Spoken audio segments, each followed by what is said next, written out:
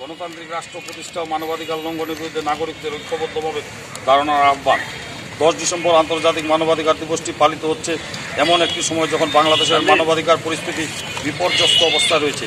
বর্তমান কর্তৃত্ববাদী সরকার কর্তৃক নাগরিক রাজনৈতিক অধিকারগুলোকে লঙ্ঘন করছে। বিচার ব্যবস্থা রাজনীতিকরণের মাধ্যমে বিচার প্রক্রিয়াকে সংকুচিত করে জীবনের অধিকার থেকে জনগণকে বঞ্চিত করছে। গুম, বিচার বহির্ভূত হত্যাকাণ্ড, আইন প্রয়োগকারী সংস্থার হেফাজতে নির্যাতনের ঘটনা ঘটেই চলছে।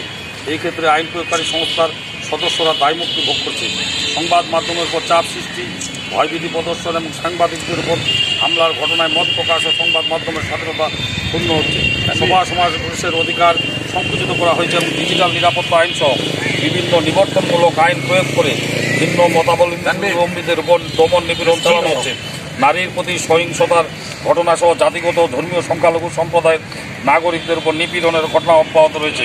বাংলাদেশ নাগরিক ও রাজনৈতিক অধিকারের আন্তর্জাতিক চুক্তি, নির্যাতন বিরোধী সনদ সহ 7টি প্রধান আন্তর্জাতিক সনদ চুক্তি এবং আন্তর্জাতিক অপরাধ আদালত সংক্রান্ত রোম সংবিধিতেও অনুস্বাক্ষর করেছে। কিন্তু সরকার এই সনদ চুক্তিগুলো অনুসরণ না করে বাংলাদেশের মানবাধিকার পরিস্থিতিকে বিপর্যস্ত অবস্থায় নিয়ে গেছে। দেশের এই ক্রান্তিলঙ্ঘে আন্তর্জাতিক মানবাধিকার দিবস উপলক্ষে অধিকার মুক্তিযুদ্ধের মূল চেতনা, সাম্য, মানবিক মর্যাদা ও সামাজিক ন্যায় বিচারের ভিত্তিতে একটি গণতান্ত্রিক রাষ্ট্র প্রতিষ্ঠা এবং সব ধরনের মানবাধিকার লঙ্ঘনের বিরুদ্ধে বাংলাদেশের জনগণকে সংগঠিত করার আহ্বান জানাচ্ছে। সবাইকে ধন্যবাদ।